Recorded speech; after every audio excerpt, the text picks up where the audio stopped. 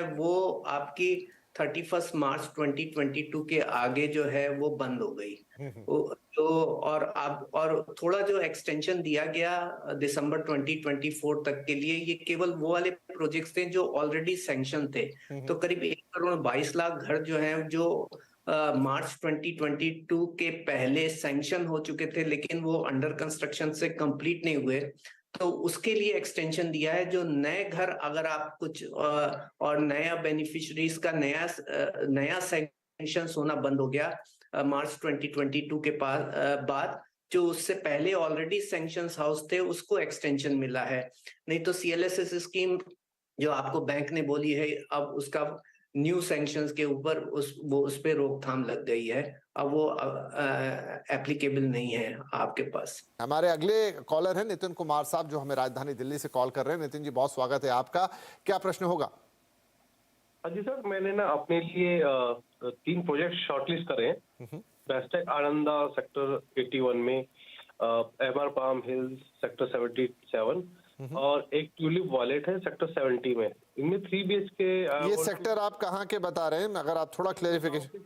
गुड़गांव के सेक्टर्स हैं। ओके। और मेरे को इनमें से 3 BHK ऑलमोस्ट सेम रेट में ही है, 1.1 से लेकर 1.35 तक या 1.4 तक। तो अब bit confuse based on construction quality and appreciation after some time, after 3-4 years, which will be the better place. एक बार आप नाम दोबारा बताएंगे प्रोजेक्ट्स के? हाँ जी, बेस्टेक आनंदा सेक्टर 81 में हो गया, ठीक है। सेक्टर 77 में MR palm hills. MR palm hills, okay. और तीसरा है ट्यूलिप वॉलेट, जो ऑलरेडी अप्रिशिएटेड है सेक्टर 70। लेकिन ये सेक्टर 70 कहाँ का है?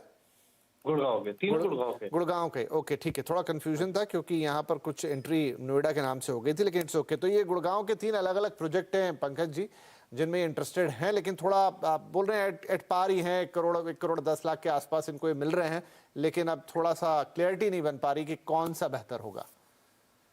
देखिए, नेक टू नेक है और बहुत ज्यादा डिफ्रेंसिएशन नहीं है। हालांकि जो सेक्टर 77 है वो पहले डेवलप हो चुका है, तो आप वहां पे भी ध्यान दे सकते हैं। लेकिन बेस्टेक पार्क और ट्यूलिप वॉयलेट में अगर आप देखेंगे तो ट्यूलिप वॉयलेट जो है प्रोजेक्ट जो है वो सदर्न पेरिफेरल रोड के पास में है एग्जिस्टिंग, और जो कमर्शियल और आईटी डेवलपमेंट भी है उसका उसको इम्पैक्ट हो सकता है। और साथ में यहाँ पे रेंटल यील्ड भी अच्छी है in comparison to Bestech. So Bestech में अगर 2.21% की रेंटल यील्ड है तो ट्यूलिप में 2.67% की। हालांकि इतना ज्यादा मार्जिनल डिफरेंस है, मतलब इतना ज्यादा बड़ा डिफरेंस नहीं है कि हम ये बोलें कि आप ट्यूलिप वॉयलेट की तरफ ही ध्यान दीजिए। लेकिन ओवरऑल एस्पेक्ट्स पे मेरा रुझान जो है ट्यूलिप वॉयलेट के ऊपर रहेगा, क्योंकि वो रिलेटिवली क्लोजर है हाईवे से,